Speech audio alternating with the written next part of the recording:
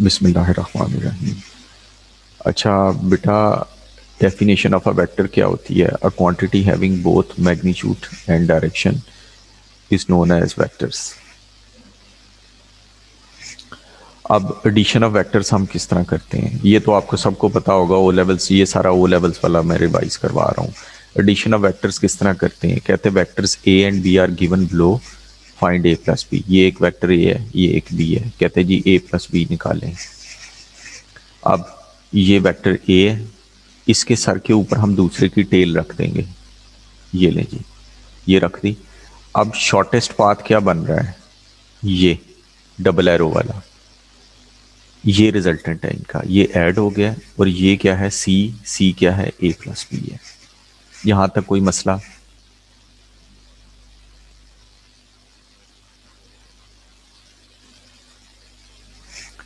या हम ये भी कर सकते हैं कि पहले वेक्टर ए बना लें और उसके सर के ऊपर बी रख दें।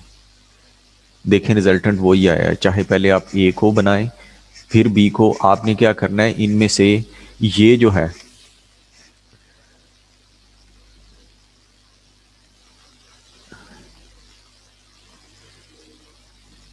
ये बेटा, ये क्या है? इसकी टेल है। और ये जो है, ये हेड है। इसी तरह ये टेल है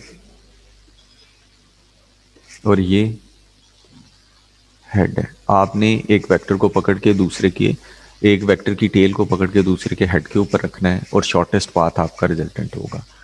अब ये सी, चाहे आप पहले ए को रख लें चाहे बी को रख लें, इससे कोई फर्क नहीं पड़ता।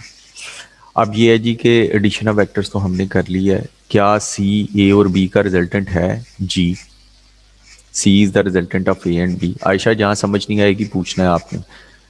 अब are A and B the components of C? Yes, जो ए एंड बी हैं वो सी के कंपोनेंट्स हैं। Is the angle between A and B 90 degree? क्या ए और बी के दरमियान में 90 डिग्री का एंगल है? नो, नहीं। ए और बी के दरमियान में ये एंगल बन रहा है।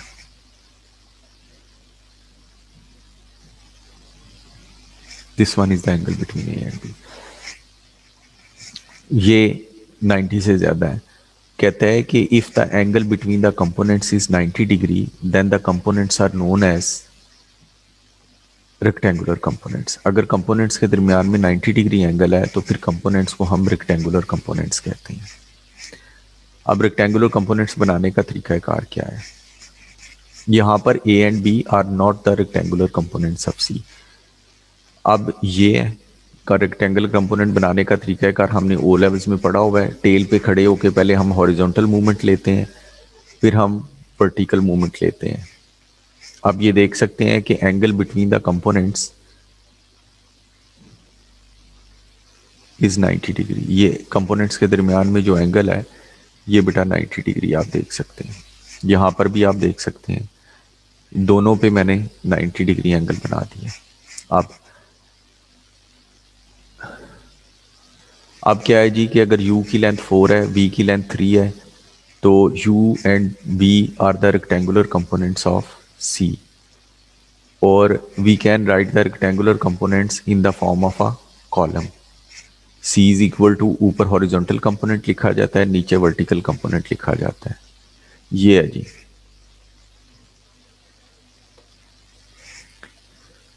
ये वाला जो है हॉरिजॉन्टल कंपोनेंट है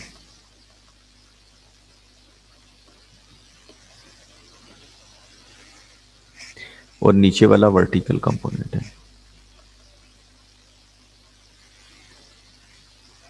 नीचे वाला वर्टिकल कंपोनेंट है।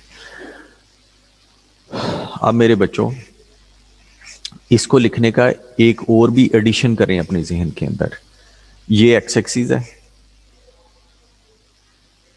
ये वाई एक्सिस है, ये एक्स एक्सिस है।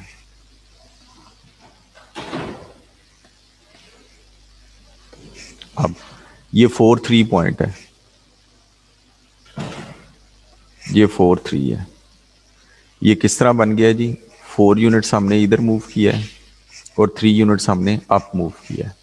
अब जो एक्स एक्सिस है ना, वहां पर हम एक वेक्टर भेज देते हैं आई। और वाई एक्सिस पे हम एक वेक्टर भेज देते हैं J. I and J are unit vectors.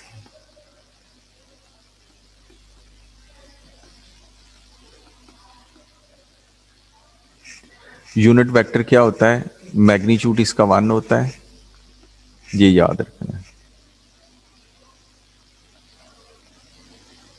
इसका मैग्नीट्यूड 1 है।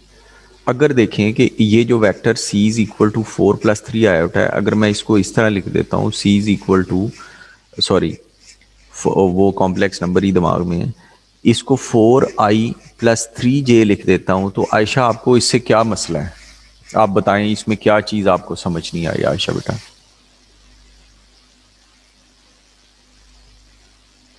सर फिलहाल तो समझ आ रही है। यानी कि 4 के साथ हमने आई लगा दी है। अब आई क्योंकि यूनिट वेक्टर है, उसका मैग्नीट्यूड 1 है। 4 जो है उससे मल्टीप्लाई होगा 1 के साथ तो 4 ही रहेगा। 3 जे के साथ मल्टीप्लाई होगा तो 3 ही रहेगा। लेकिन आई एंड जे आर किसी भी बुक को उठा के देख लें, ये इंटरनेशनल है। आई जे के भी आएगा अभी थोड़ी देर बाद। आई जो है वो एक्स एक्सिस की डायरेक्शन को शो करता है और जे वाई एक्सिस की डायरेक्शन को शो करता है। ये देखें, इसको लिखने का ये भी तरीकाकार है, 4i+3j। आई क्या शो कर रहा है ईमान बेटा?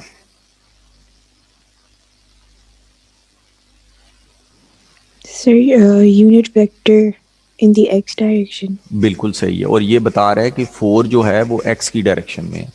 और बेटा 3j क्या शो कर रहा है ईशा बेटा? Sir unit vector in Y direction. J 3j क्या शो कर रहा है? जे तो शो कर रहा है ना unit vector in Y axis की डायरेक्शन में। 3j क्या शो कर रहा है? Sir vertical component. बिल्कुल सही है, बिल्कुल सही है। यानी कि component along Y axis show कर रहा है। जे क्या शो कर रहा है? वर्टिकल। और 3 क्या शो कर रहा है? उसका मैग्नीट्यूड, उसकी लेंथ शो कर रहा है। क्लियर हो गई बात सबको यहाँ पर तक? जी फैज, आपको समझ आ गई है? जी सर, लेकिन ये आई और जे की वैल्यू 1 है। आई और जे यूनिट वेक्टर हैं, इनका मैग्नीट्यूड 1 है। बिल्कुल बेटा। अच्छा, जी फैज, कुछ पूछना है? नहीं सर, सही है। अभी किसने क्वेश्चन पूछा था? सर मैंने ही पूछा था। ठीक है। अच्छा जी, अब हम नेक्स्ट मूव करते हैं। ये तो ड्रॉ करने का तरीका कार है, ये हमने ओ लेवल्स में पढ़ा हुआ है। कंपोनेंट इसके ए के क्या होंगे? 2, ऊपर जाएंगे 3 हो जाएगा। अच्छा ईशा बेटा बताएं कि बी के कंपोनेंट्स क्या होंगे? रेक्टेंगुलर कंपोनेंट्स क्या होंगे?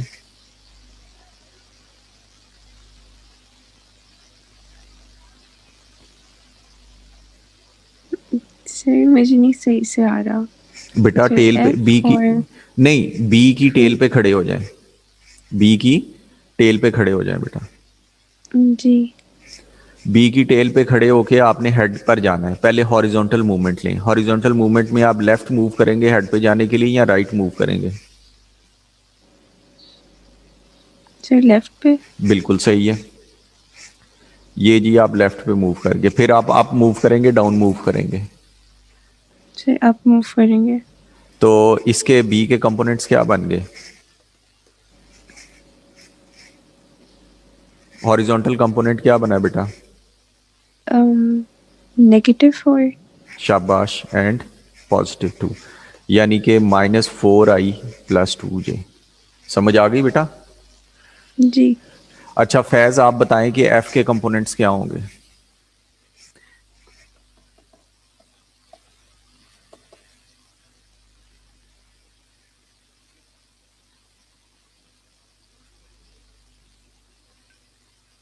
फैज,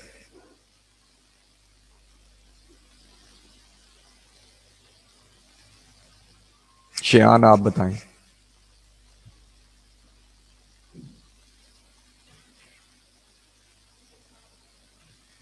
शियान खान, आयशा आप बताएं एफ के कंपोनेंट्स क्या होंगे? सर हमें किस तरह पता चलेगा कितना हॉरिजॉन्टल मूव करना है? हॉरिजॉन्टल है ही नहीं है ना, तो जीरो हो गया। नहीं है। हॉरिजॉन्टल है ही नहीं, बस बस ठीक है, तो जीरो जीरो फिर हो लिख गया। रहे हैं। जीरो। आगे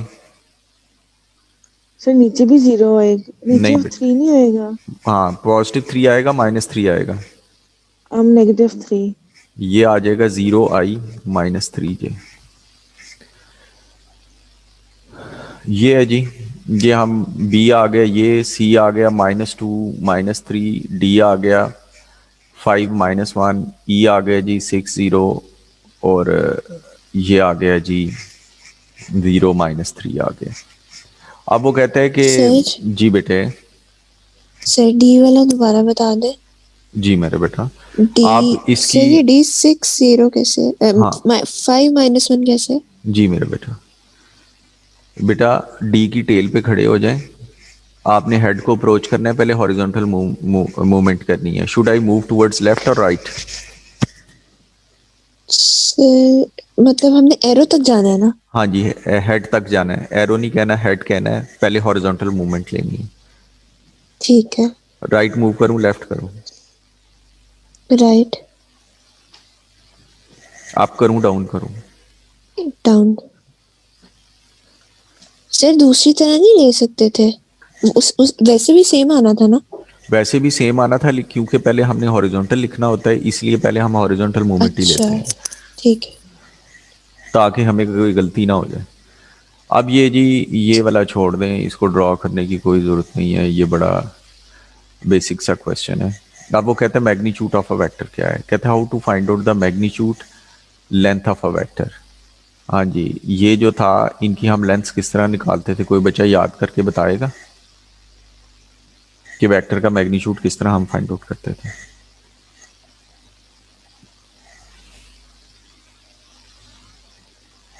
इसको इस तरह डिनोट करते हैं स्ट्रेट लाइंस के साथ, और आपने दोनों कंपोनेंट्स के स्क्वायर्स करके अंडर रूट ले लेना होता है।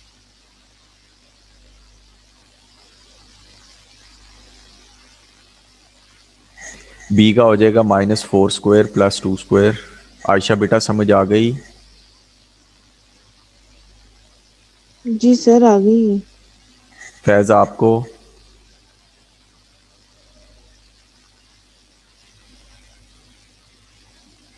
फैज, फैज सलमान,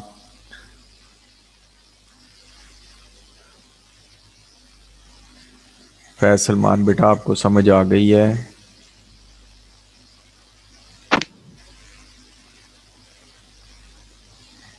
शयान, सुहेब? Yes sir.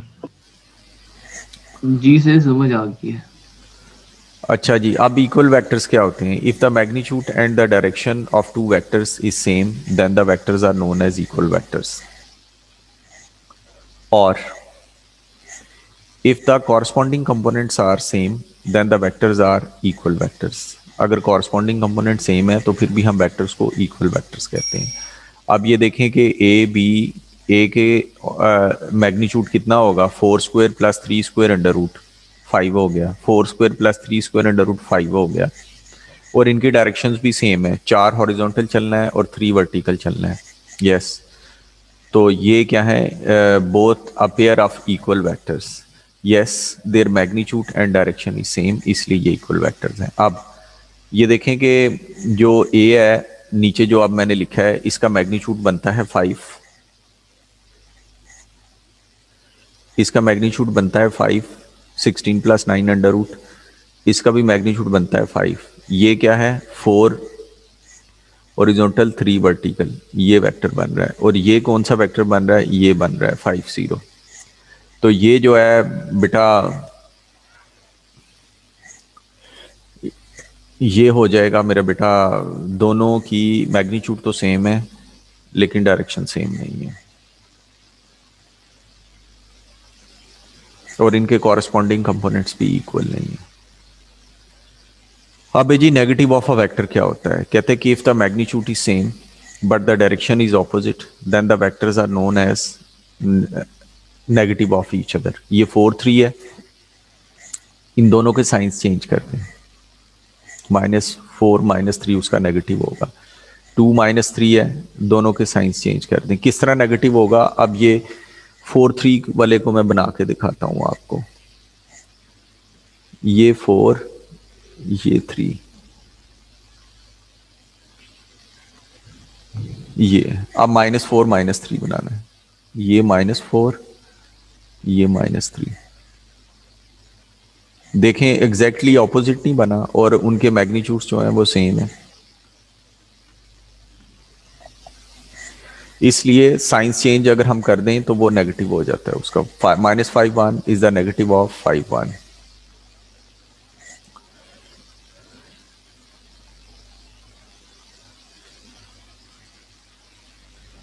अच्छा जी, 6 0 इज द नेगेटिव ऑफ -6 0। अब है जी पैरेलल वेक्टर्स क्या होते हैं। एक वेक्टर 1 2 है, ए ये बन गया 1 2, बी क्या है 2 4, ये 2 4 बन गया। क्या ये पैरेलल वेक्टर्स हैं?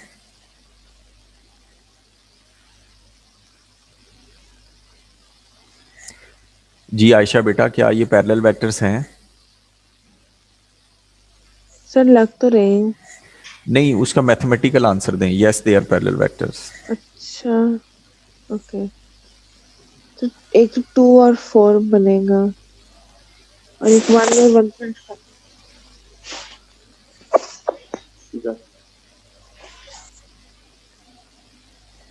आर्यज आप बताएं। जी सर पैरेलल है, वजह? तो स्केलर मल्टीपल था।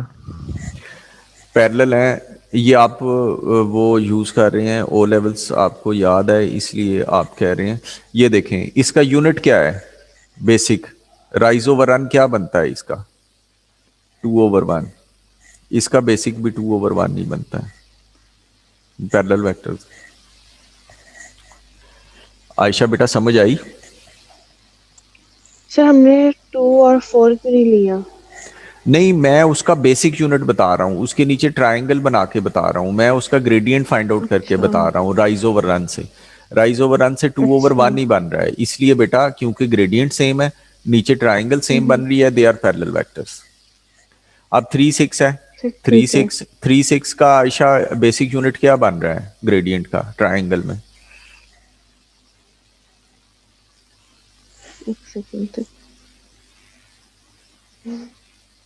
तो एक सेकंड और करके दिखा दे, मुझे समझ नहीं आई अभी। जी मेरा बेटा, ये देखें इसके नीचे आप ट्रायंगल बनाएं। ये लें जी, ये यही ट्रायंगल बनती है ना, ये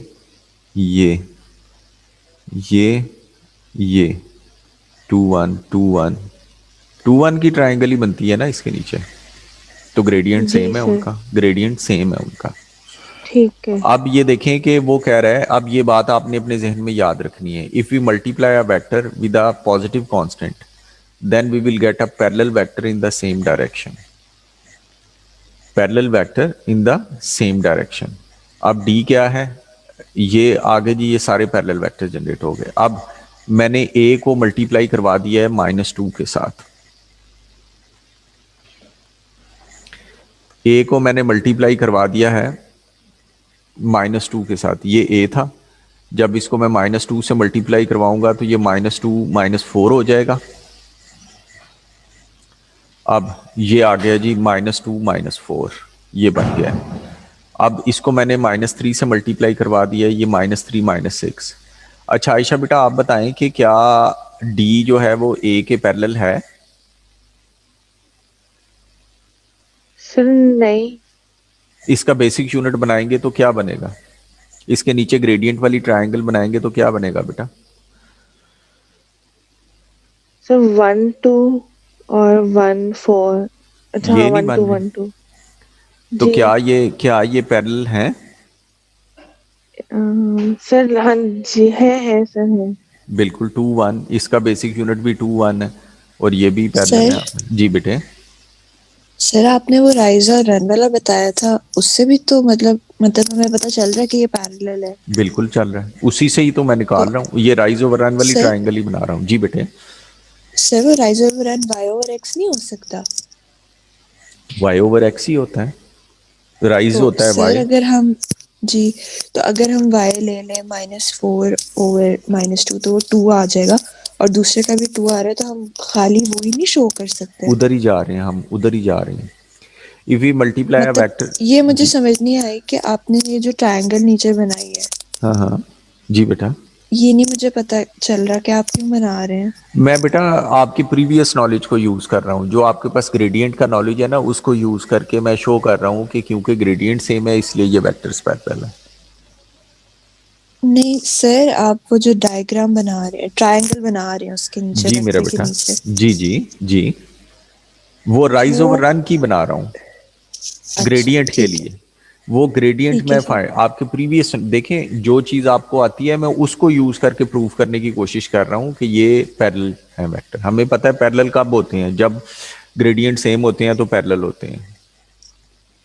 ठीक है सर। तो वहां से मैं कर रहा हूं। अब ये देखें यहां पर वो कह रहे हैं if we multiply a vector with a negative constant then we will get a parallel vector in the opposite direction. Parallel vector opposite direction के अंदर आ जाएगा। अब parallel vectors are multiples of each other. अब आरिज ने कहा था, पहले ही कह दिया था, पैरेलल वेक्टर्स एक दूसरे के मल्टीपल्स होते हैं, उनको ओ लेवल का याद होगा। Parallel vectors are multiples of each other. Parallel vectors हमेशा मल्टीपल्स होते हैं एक दूसरे के। अगर ए और बी को हम डिस्कस करें तो B is equal to 2a बनता है कि नहीं बनता? सी इज इक्वल टू 3a बनता है, D is equal to -2a बनता है। पैरेलल वेक्टर्स हमेशा एक दूसरे के मल्टीपल्स होते हैं। अब जो लारैब आप बात कर रही थी, हम उधर पहुंच गए हैं। कहते हैं कि the ratio of the horizontal and the vertical component is same.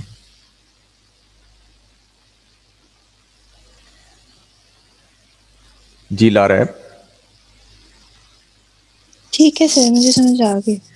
यानी कि हॉरिजॉन्टल और वर्टिकल कंपोनेंट की रेशियो सेम होती है। ये आपने अपने जहन में रखना है। दो तीन चीज़ें हैं जिनसे हम डिटेक्ट करते हैं ये पैरेलल वेक्टर्स हैं कि नहीं है। हॉरिजॉन्टल वर्टिकल कंपोनेंट्स की रेशियो सेम होती है। नंबर सेकंड, वो मल्टीपल्स होते हैं। ये दो चीज़ें हैं major. Parallel vectors are multiples, ratio of the horizontal and the vertical component is same. अब है जी, अभी हम ओ लेवल्स का ही सारा रिवाइज कर रहे हैं। अब हम नेक्स्ट मूव करते हैं आगे की तरफ। आगे हमने क्या करना है? अब है जी कि how to find out the components. Components क्या होते हैं, कोई एक्सप्लेन करेगा?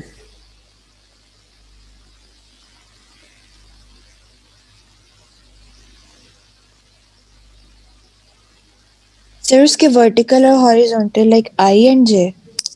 बिल्कुल सही। हाउ टू, ये तो आई जे के आप रेक्टेंगुलर कंपोनेंट्स की बात कर रही हैं। कंपोनेंट्स का मतलब होता है बेटा कि जो है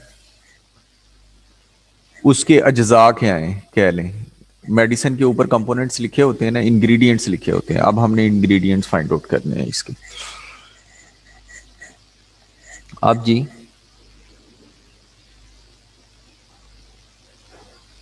ये हमारे पास एक रेक्टेंगल एबीसी है।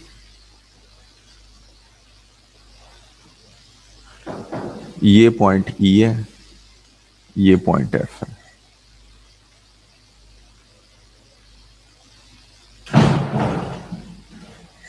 अब हमने ए से सी के पास जाना है। इसमें से ए क्या है, टेल है, और सी क्या है, हेड है। अब डिफरेंट पाथ्स ए से सी तक जाने के आप क्या क्या चूज कर सकते हैं? आयशा पहला पाथ आप बताएंगी। ए से सी पर मैंने जाना है तो किस रास्ते से मैं जा सकता हूं? सर ए बी एफ और सी। यानी कि आप ए से बी पर जाना चाहती हैं, फिर आप बी से एफ पर जाना चाहती हैं, और फिर आप एफ से सी पर जाना चाहती हैं। अच्छा फैज बेटा आप बताएं कि आप क्या किस पाथ से जाना चाहते हैं? सर ए से एफ और फिर एफ से सी। ईशा।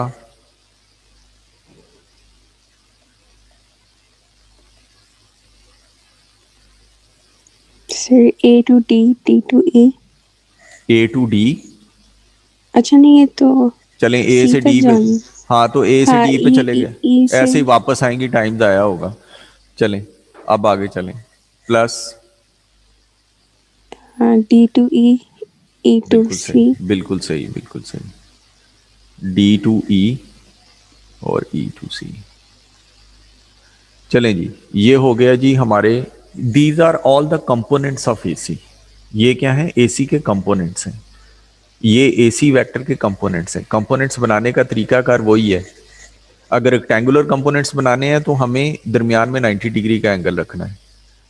अब ये कंपोनेंट्स हैं इसके, लेकिन रेक्टेंगुलर नहीं है। हम ए से शुरू करेंगे, tails, we will start from the tail, move towards head. रास्ते के अंदर जितने भी वेक्टर्स आएंगे उन सबको हम ऐड कर लेंगे। क्या हम ऐसे कर सकते हैं कि हम ए से ए सी के अंदर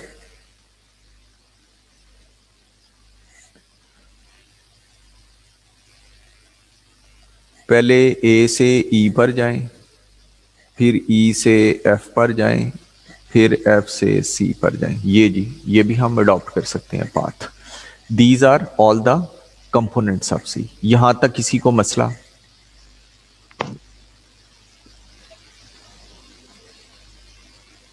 सर एक क्वेश्चन पूछना। जी बेटा। सर अगर हमारे पास आसान तरीका है लाइक ए से बी और फिर बी एफ और फिर बी से सी, एफ से सी, तो फिर हम ये सारे पाथ्स को क्यों लेंगे? बेटा हमने आसान तरीके पे ही जाना है। आपने और सर ये उधर जो पहुंच गई हैं आपके, हमने आसान तरीके पे ही जाना है। लेकिन अब हमें there are many possible, there may be many possible components for a single vector. हमने आसान रास्ते पे जाना है जिसके हमें और सर वेक्टर्स ये पता होंगे। जी ये जो ए से डी है ये तो पहले वर्टिकल नहीं आ रहा। कोई बात नहीं, कंपोनेंट कह दिया तो उसके अंदर रेक्टेंगुलर भी हो सकते हैं, उसके अंदर नॉन रेक्टेंगुलर सारे आ जाएंगे। ठीक है।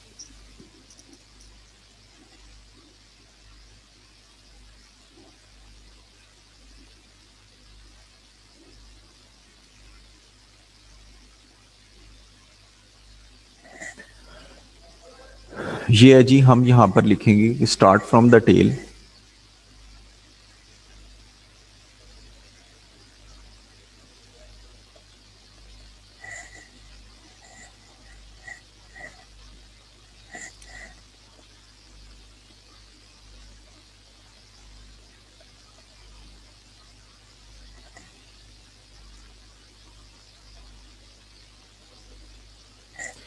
add all the vectors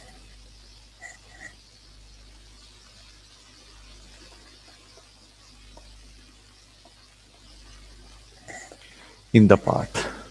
path के अंदर आपके जितने भी वेक्टर्स आए हैं आपने उन सबको ऐड कर लेना है। अब बताएं जी पोजीशन वेक्टर क्या होता है?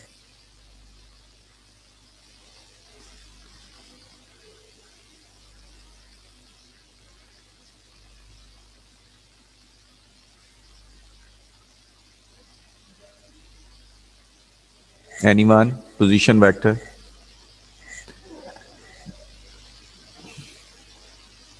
Faizan?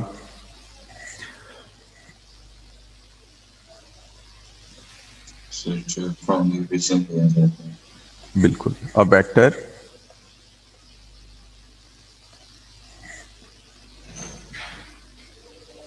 used to locate the position of a point from O। Origin से जो किसी वेक्टर की पोजीशन को लोकेट करता है उसको पोजीशन वेक्टर कहते हैं। 5 1 है, ये पोजीशन वेक्टर है, O से चलता है। एक B है 2 3,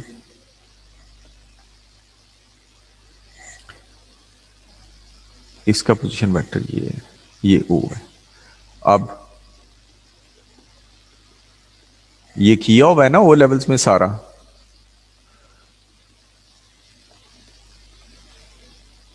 O से चलता है और इसको हम लिखते हैं 5 1 या 5i प्लस j।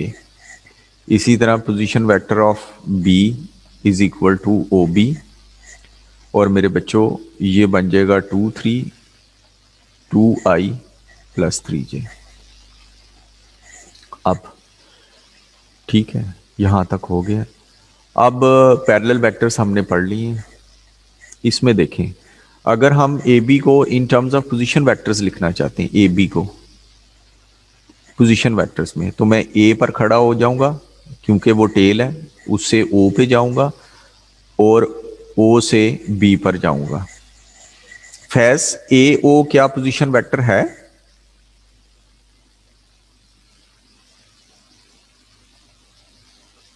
सर है।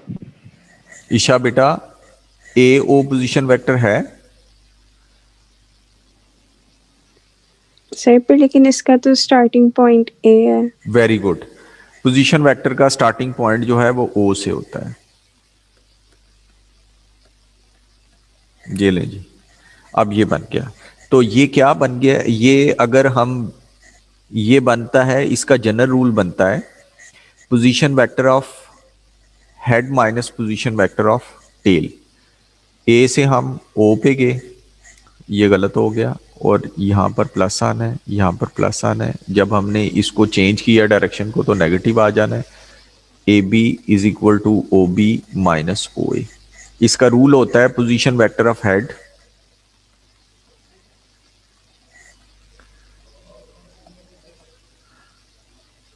Minus position vector of tail. ये रूल होता है इसका। अगर बी सी है तो ये बनेगा ओ सी माइनस ओ बी। अगर पी आर है तो फैज क्या बनेगा?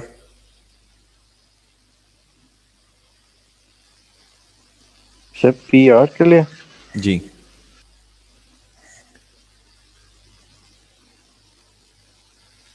सर नहीं पता। हाँ जी आयशा आप बताएं। सर ये पी लिखा हुआ है। पी आर, एक सेकंड। सर पी आर है कहाँ इधर? इसमें नहीं है। हमने ये जो रूल, ये जो अभी मैंने रूल लिखा है, उस रूल को आपने जहन में रखते हुए पी आर के पोजीशन वेक्टर जो है वो फाइंड लिखने हैं। आयशा बेटा, सर एक होएगा ओ आर शाबाश।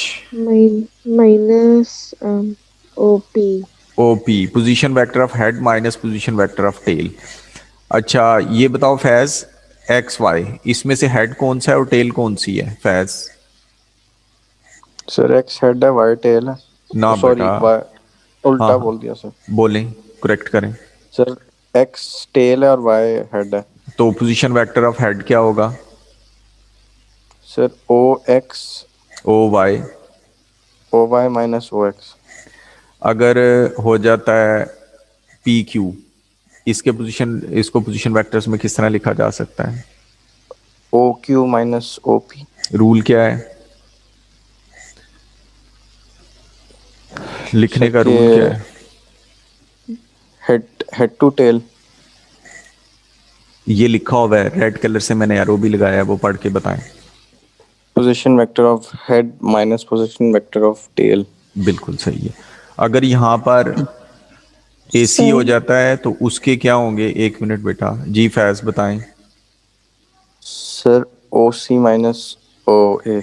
जी बेटा, जी किसका क्वेश्चन है? सर मेरा क्वेश्चन था, जी बेटे। सर मैंने आपसे ना ये पूछना है, जो आपने अब ऊपर कराया ना पोजीशन वेक्टर ऑफ ए, हाँ उसमें जो आपने ए बी कराया है, तो हाँ ए ओ प्लस ओ बी, तो फिर हाँ। उसके बाद आपने जब दोबारा कराया ए बी, वो ओ ए माइनस ओ बी नहीं होगा? नहीं बेटा, यहां से देखे ना, ए से आप ओ पे गए, ओ से बी पर गए, ये दोनों वेक्टर ऐड हो गए, ए ओ प्लस ओ बी आ गया। अब ईशा ने कहा था कि O A O is not a position vector, मैंने उसकी चेंज कर दी डायरेक्शन। डायरेक्शन चेंज करने के लिए माइनस से मल्टीप्लाई करना पड़ता है, मैंने माइनस से मल्टीप्लाई भी करवा दिया। फिर आगे जब अच्छा मैंने आपने बाय उनको, माइनस लिखा हुआ है? हाँ जी, रीअरेंज किया तो ओ बी माइनस ओ ए बन गया। सर वैसे हम इसको ओ बी माइनस ओ ए भी लिख ही सकते थे ना डायरेक्टली। डायरेक्टली, ये तो मैंने आपको बताया है ना, ये बना किस तरह है। सर ठीक है, मुझे वो माइनस नहीं लिखा था, ठीक है मुझे ठीक समझा। है, अब ये हो गया है। अब ये यूनिट वेक्टर हम किस तरह निकालते हैं? अब है जी, कहते हैं कि find the unit vector of 3+4 iota.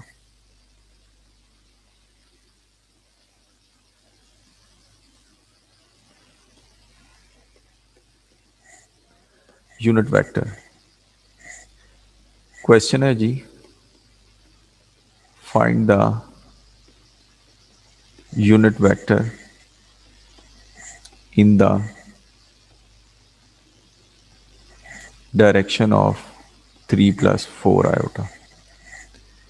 इसका मैग्नीट्यूड कितना है बताएं।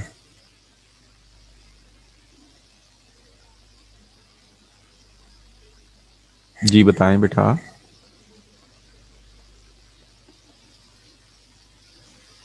5. 5 है, बिल्कुल सही है।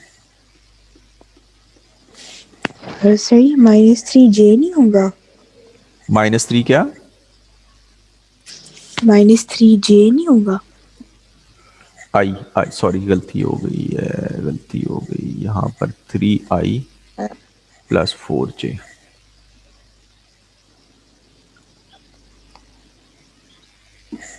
ये है जी, इसका ये मैग्नीट्यूड 5 आ गया।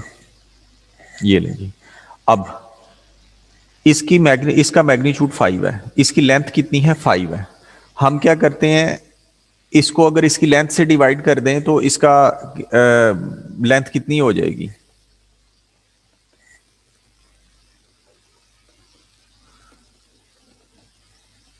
जी बोलें।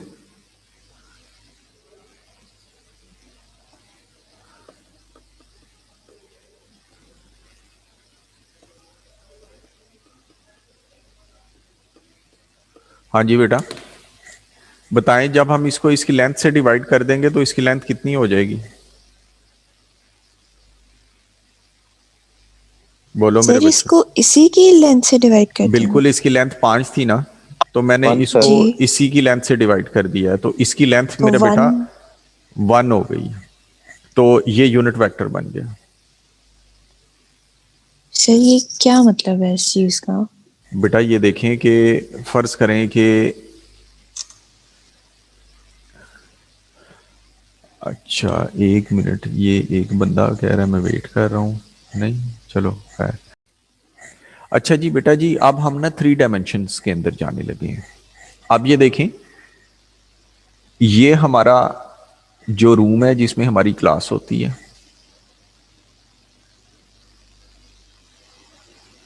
ये हमारा रूम है। अब इधर सर नबील का ऑफिस है। ये जो एज है ना, ये वाली, इसको मैं एक्स एक्सिस सेलेक्ट कर लेता हूं और इसको मैं वाई एक्सिस सेलेक्ट कर लेता हूं। अब अगर ये पॉजिटिव एक्स एक्सिस है, अगर ये नेगेटिव एक्स एक्सिस है तो ये पॉजिटिव एक्स एक्सिस है। अगर ऊपर वाला पॉजिटिव वाई एक्सिस है तो नीचे वाला नेगेटिव वाई एक्सिस है। अब इसमें मैं यहां पर खड़ा हूं, इस जगह पे मैं खड़ा हूं, तो मेरे कोऑर्डिनेट्स क्या बनेंगे? ओटी जो आपके टीचर हैं उनके कोऑर्डिनेट बनेंगे जी 4 और 2 कर लें। ऐसे ही है -4 और +2। जी बेटा आयशा। जी सर। आप ये देखें कि पोजीशन वेक्टर क्या बनेगा। ये पोजीशन वेक्टर होगा,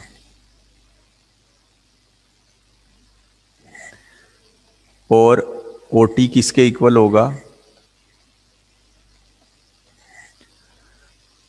-4 2 या -4i + 2j। ये ओटी बन गया। अब मैंने हाथ में जो है एक मार्कर पकड़ा हुआ है और मैं आपको दिखा रहा हूं। उसकी पोजीशन को डिफाइन करने के लिए मुझे एक वर्टिकल एक्सिस की जरूरत है। यानी कि वर्टिकल एक्सिस वो हम ले लेते हैं जो कमरे की एज है, उसको ले लेते हैं। जो कमरे की एज बन रही है, दोनों वॉल्स की जो एज बन रही है ऊपर, उसको हम एक नया एक्सिस जी एक्सिस ले लेते हैं। अब फर्ज करें कि वो जो उस पेन की हाइट जो मैं आपको दिखा रहा हूं, मार्कर जो मैं आपका दिखा रहा हूं, उसकी हाइट जमीन से 3 यूनिट्स है। तो उस पॉइंट के कोऑर्डिनेट्स क्या बनेंगे? पेन के कोऑर्डिनेट्स क्या बनेंगे? मार्कर के कोऑर्डिनेट्स क्या बनेंगे, OM -4 मुझे एक्स एक्सिस पे चलना पड़ेगा, 2 वाई एक्सिस पे चलना पड़ेगा और 3 यूनिट्स मुझे अप चलना पड़ेगा, फिर जो मार्कर है उसके कोऑर्डिनेट्स आएंगे। जी बेटा, यहां से किसी ने क्या पूछना है? अगर नहीं समझ आएगी सर ये तो हम 2 आगे। ऑलरेडी ऊपर जाने के लिए नहीं होता? नहीं बेटा, ये तो आप जहां पर मेरे पाँव हैं उनके कोऑर्डिनेट्स हैं -4 और 2, मेरे पाँव के कोऑर्डिनेट्स -4 और 2 हैं। ठीक है सर। अब अगर आपने ऊपर जाना है तो हमें एक नया एक्सिस डिफाइन करना पड़ेगा, Z एक्सिस। जो कॉर्नर है, जो कह लें सर नबील का जो कमरे की दीवार है, और जो दूसरी, मैं अगर खड़ा हूं आपकी तरफ मुंह करके, मेरे राइट साइड पे जो दीवार है उसका जो कॉर्नर बन रहा है उसको हम Z एक्सिस लेते हैं, और उस एक्सिस के लॉन्ग जो है वो मार्कर की हाइट जो है वो 3 यूनिट्स है। तो इसको हम लिखेंगे -4i + 2j + 3k। k is a unit vector along Z axis.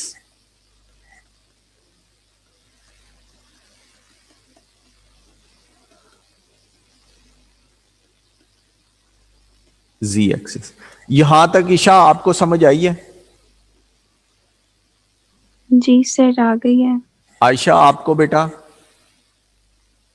Sir आ गई है। लारैब आपको? सर जी बेटे। थोड़ी बहुत आ गई है। नहीं नहीं, बोलें, उसको क्लियर करें, जो थोड़ी बहुत आई है उसको हम क्लियर करते हैं। सर जी, OT तक मुझे समझ आ गया। OT तक समझ आ गया। अब जो मार्कर मैंने हाथ में पकड़ा हुआ है वो XY प्लेन से 3 यूनिट ऊपर है कि नहीं है? सर उसको मार्क कर दें, वो ग्रीन वाला। नहीं नहीं नहीं नहीं नहीं नहीं, ये तो OT पोजीशन वेक्टर है ना। अब देखें, आप इमेजिन करें मैं क्लास में खड़ा हूं, T पॉइंट के ऊपर मेरे फुट है, अब मेरा हाथ जमीन से 3 फुट ऊपर है। ठीक है। अब हमने उस चीज को डिफाइन करना है, तो क्या हमें ये 3 बताना नहीं पड़ेगा कि मार्कर XY प्लेन से 3 यूनिट ऊपर है? एक तीसरी चीज हमें बतानी पड़ेगी। ठीक है। तो 5 नहीं लिख सकते? चलें, वो जाहिर सी, अगर वो तो डिपेंड करता है ना कि हाइट कितनी है मार्कर की मेरे हाथ में। अगर मैं 5 यूनिट अगर मैं अपने सर के पास ले जाता हूं बिल्कुल, तो वो फिर 6 कर देंगे उसको। वो 1 फुट नीचे ले आता हूं तो 5 हो जाएगा, उससे 1 फुट नीचे ले आऊंगा तो 4, वो हो जाएगा 4 हो जाएगा। जी ठीक है सर। अब क्वेश्चन नंबर 1 है। क्वेश्चन नंबर 1 में कह रहा है कि the diagram shows a 3 dimensional shape, the base AOB is a horizontal triangle in which AOB is equal to 90. AOB is equal to 90. The side OBCD is a rectangle and the side OAD is in the vertical plane. ठीक है। Unit vectors I and J are parallel to OA and OB respectively. The position vector of A, B, D are given. A, B and D are given by OA उसने बता दिया है 8I है, ठीक है। OB कितना है 5J है, और OD कितना है उसने बता दिया है 2I + 4K है। अब वो कहता है कि express DA and CA in terms of IJK।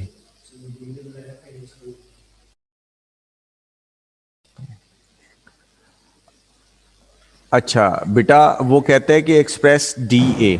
अब हम DA को बताते हैं। कंपोनेंट्स बनाने का क्या तरीका कार है बेटा?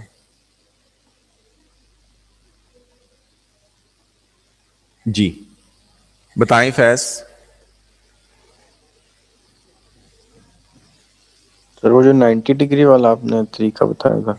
बेटा टेल पे खड़े होना है, हेड तक मूव करना हाँ है। जी, AC टेल के पे। कंपोनेंट्स मैंने बताए थे।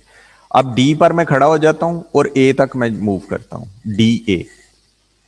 डी ए क्या हो जाएगा, डी से मैं ओ तक आता हूं प्लस ओ से ए तक जाता हूं।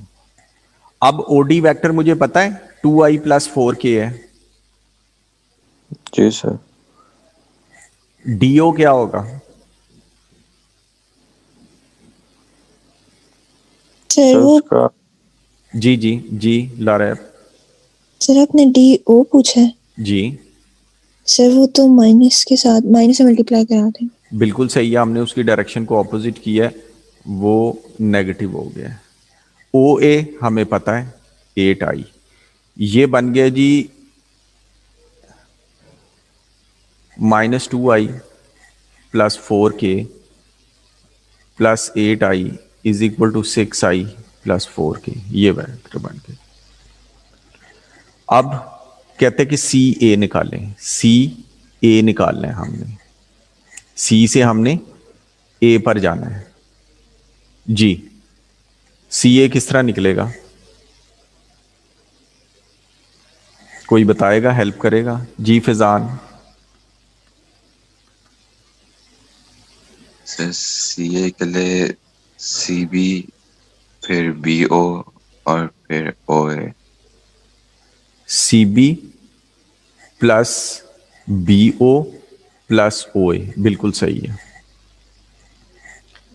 सी B plus B A plus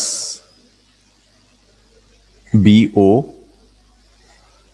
plus O A, ये इसके कंपोनेंट्स बन गए हैं। सी बी किसके इक्वल है, ओ डी के, क्योंकि रेक्टेंगल है।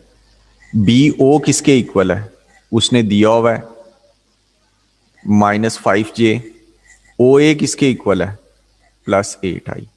ओ डी किसके इक्वल है, 2i plus 4k -5j +8i। Minus नहीं लगना, किस में, सी बी डी ओ के इक्वल नहीं हो जाता? सी बी जो है वो डी ओ के, बिल्कुल सही है, यहां पर डी ओ आएगा।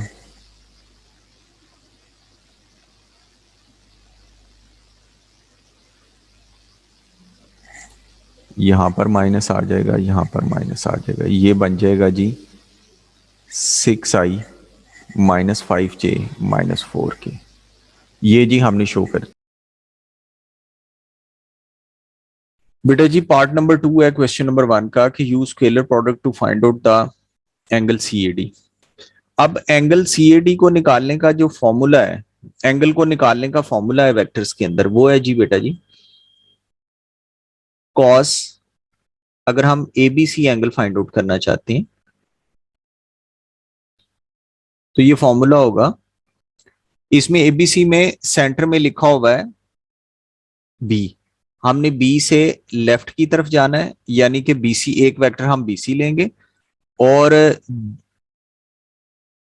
बीसी, और दूसरा वेक्टर जो है वो हमने सेंटर से, पहले में हमने सेंटर से राइट पे जाना है, फिर हमने सेंटर से लेफ्ट पे जाना है, यानी कि दूसरा वेक्टर हम बी ए लेंगे, बी ए, और हमने डिनोमिनेटर में इन दोनों के मैग्नीट्यूड से डिवाइड करना है, यानी कि magnitude of BC and magnitude of B A, ये फॉर्मूला। अब ये देखिए क्वेश्चन में जो हमें दिया हुआ है वो हमने angle C A D find out करना है। अब हम इसका फॉर्मूला बनाएंगे, ये जो पीछे हमने फॉर्मूला पढ़ा है उसकी मदद से, यानी कि ये हो जाएगा जी cos C A D is equal to, अब ये देखें सेंटर में ए लिखा हुआ है, हमने सेंटर से राइट पे जाना है, एडी एक वेक्टर एडी होगा, और सेंटर से हमने लेफ्ट पे जाना है, एक वेक्टर एसी होगा। अब हम फॉर्मूला लिखते हैं,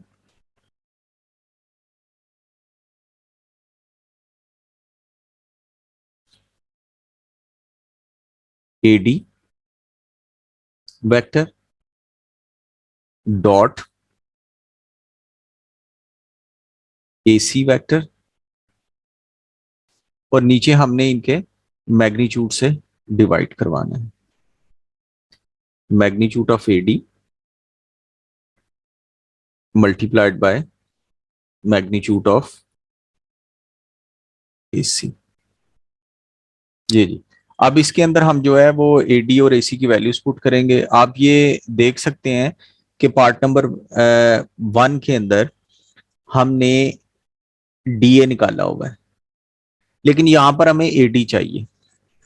जब हम DA की डायरेक्शन को चेंज करेंगे तो हमें इसके कंपोनेंट्स को माइनस से मल्टीप्लाई करना पड़ेगा, यानी कि ये बन जाएगा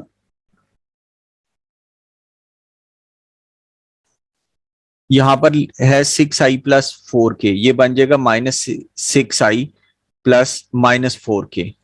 अब ये देखिए हम इसको कॉलम में लिखेंगे, कॉलम में लिखने से जो है ना वो थोड़ा सा आसान हो जाता है, क्योंकि आई जे के हमें क्लियरली जो कंपोनेंट्स हैं वो ऑर्डर में नजर आना शुरू हो जाते हैं। यानी कि हम यहां पर लिखेंगे -6 0 -4।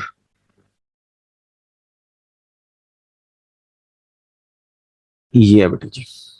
अब दूसरा वेक्टर जो हमें चाहिए वो क्या है, AC है, लेकिन हमने जो कैलकुलेट किया हुआ है वो CA है। तो AC बनाने के लिए हम इसके क्या करेंगे, इसके भी हम जो है वो साइंस को चेंज कर देंगे, कंपोनेंट्स के साइंस को। ये बन जाएगा -6 + 5 + 4, और नीचे इनके मैग्नीट्यूड से हमें इनको डिवाइड करना पड़ेगा।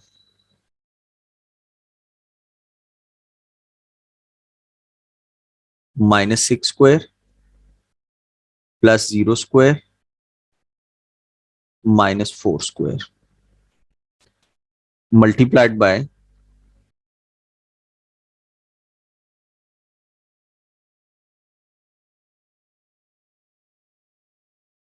under the root -6² + 25 + 16। ये है जी। अब स्केलर मल्टीप्लिकेशन वेक्टर्स की हम करते किस तरह है। स्केलर मल्टीप्लिकेशन के अंदर जब हम दो वेक्टर्स को आपस में मल्टीप्लाई करते हैं तो उसका आंसर एक स्केलर आता है, इसीलिए इस मल्टीप्लिकेशन को हम स्केलर मल्टीप्लिकेशन करते हैं। इसका तरीकाकार क्या है, आई वाले कंपोनेंट को आई वाले से मल्टीप्लाई करना है, -6 × 6 ये बन जाएगा +36। उसके बाद 0 × 5 +0, फिर +-4 × 4 -16। ये है जी। और नीचे हम इनकी कैलकुलेशन कर लेंगे। ये जो है दोनों, एक बन जाएगा 36 + 16 √52,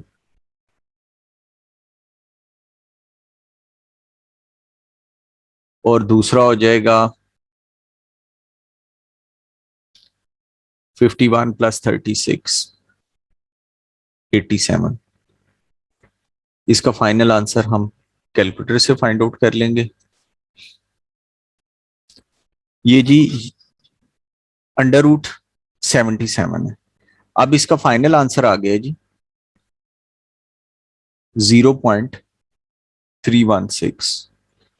तो CAD is equal to cos inverse 0.316, और इसका जो फाइनल आंसर आ रहा है आपके पास वो हम कैलकुलेटर से फाइंड आउट कर लेते हैं, 71.6। ये जो हमने वेक्टर्स की मल्टीप्लिकेशन की है यहाँ पर AD.AC, इसको हम स्केलर मल्टीप्लिकेशन इसलिए कहते हैं क्योंकि जब हम इसमें वेक्टर्स को मल्टीप्लाई करते हैं तो हमारे पास जो आंसर आता है वो एक स्केलर होता है। तो ये बेटा तरीकाकार है एंगल फाइंड आउट करने का।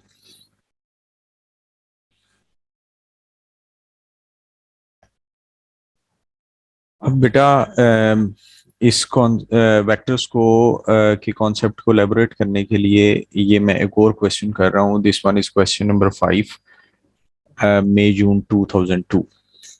This one is the figure diagram given. The diagram shows a solid cylinder standing on a horizontal circular base center O, the radius 4 units. The line BA, the line BA is the diameter and OC is the radius, at and is at 90 degree to OA, and is at 90 degree to OA. O dash, A dash, B dash and C dash. This one is O dash, B dash, A dash and C dash on the upper face of the cylinder, such that O dash, A dash, B dash and C dash are vertical and each of length 12 units. The midpoint of BB dash is M. Unit vectors I, J and K are parallel to OA, OC, OO dash. I is along OA, J is along OC and K is along OO dash. Now we want to find out the vector. Express each of the vector MO. Now we want to find out the vector MO. हम M की tell पर खड़े हो जाएंगे और O तक move करेंगे. रास्ते में जितने वेक्टर्स आएंगे हम उनको ऐड कर लेंगे. अब टेल इसमें से कौन सी है? इसमें टेल है M. हम M पर खड़े हो जाएंगे. M is this one. और हमने O तक मूव करना है, यानी कि ये वेक्टर बन रहा है, ये वेक्टर है. हमने ये फाइंड आउट करना है. इसमें से टेल M है. M पर हम खड़े होंगे, हम मूव करेंगे MB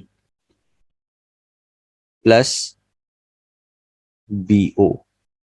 ये है जी MB plus BO. So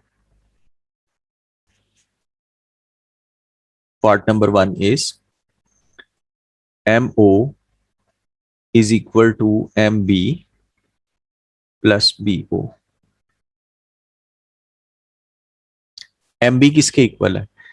MB is along the direction K. अब M मिड पॉइंट है BB डैश का, तो MB 6 होगा. तो ये क्या बन गया? अब हम MB K के ऑपोजिट मूव कर रहे हैं. K की डायरेक्शन आप देख सकते हैं कि अपवर्ड है, हम MB डाउनवर्ड मूव कर रहे हैं. So this one is -6 K. अब BO कौन सी डायरेक्शन है? I के अलोंग है. अब BO लेंथ कितनी है? 4 है, रेडियस है. So plus 4I. अगर हम इसको कॉलम फॉर्म में लिखेंगे तो ये बन जाएगा 4 0 -6. अब नेक्स्ट वो कह रहे हैं MC डैश निकालें. MC dash is this one is MC dash.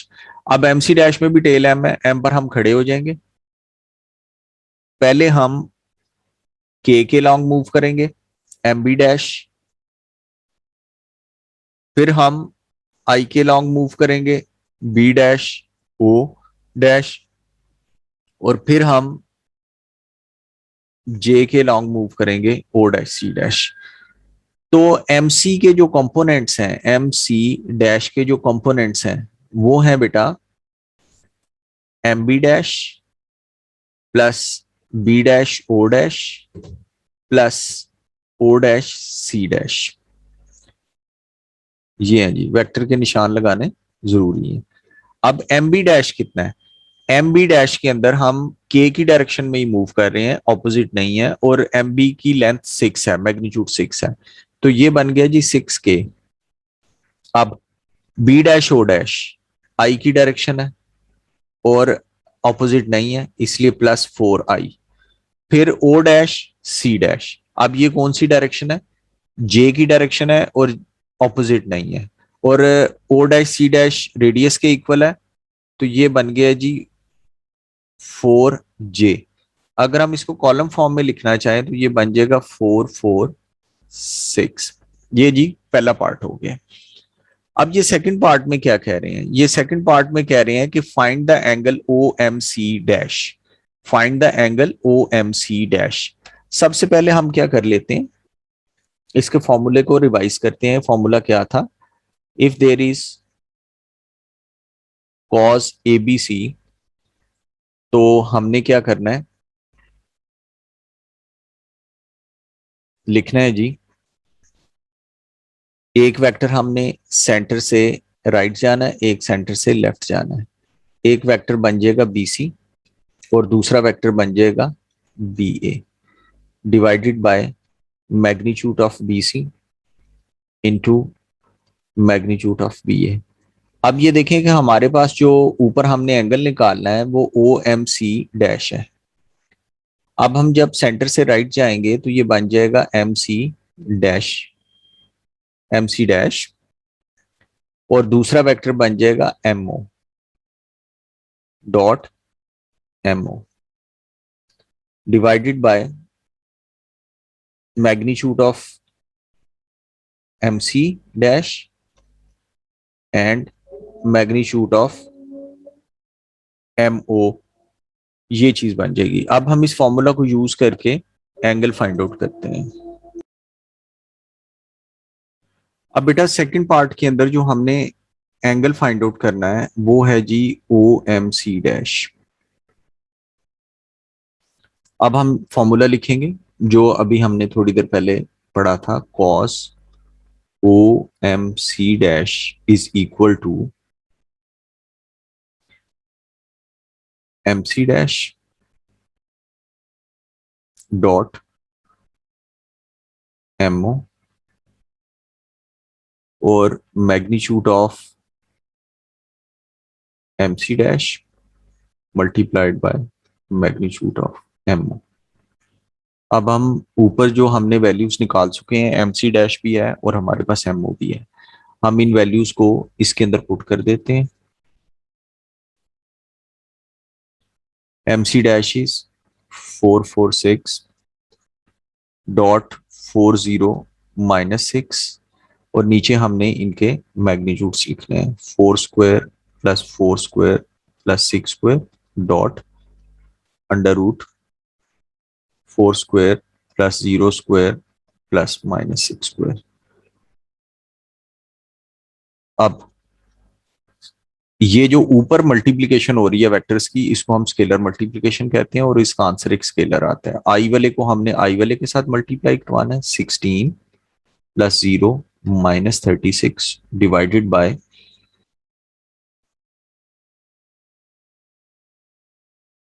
32 plus 36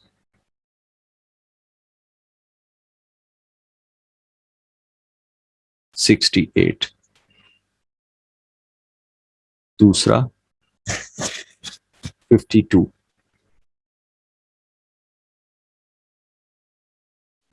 अब हम इसको कैलकुलेटर से फाइंड आउट कर लेंगे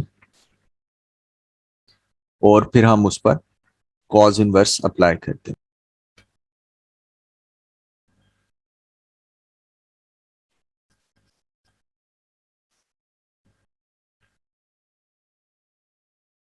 OMC dash angle is equal to cos inverse minus 0.336 and the final answer is 109.7। ये है जी, इस तरह हम एंगल फाइंड आउट कर लेते हैं। दिया है।